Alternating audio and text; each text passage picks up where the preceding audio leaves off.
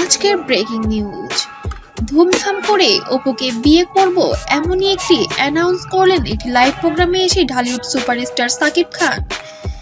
এবার মুখ খুললেন ঢালিউড সুপারস্টার। অপুর পরামর্শে ব্যবসায় নামছি এবং অনেক সফল ব্যবসায়ী হব বলে আশাও রাখছি। তো আসবে কিন্তু সেও দেখি চাকরানির মতো আসবে।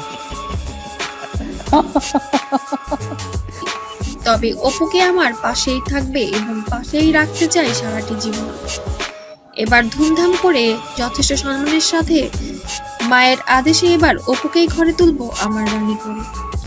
এবং অপু অনেক বুদ্ধিমতী, তোমার সঙ্গে নিয়ে চলো যাব দূরে হারিয়ে, সুন্দর সুন্দর লাগে সব।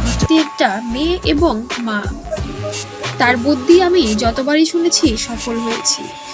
তার সাথে আমার ক্যারিয়ারের সকল ছবিগুলো যেন সুন্দর হয়েছে এ পর্যন্ত।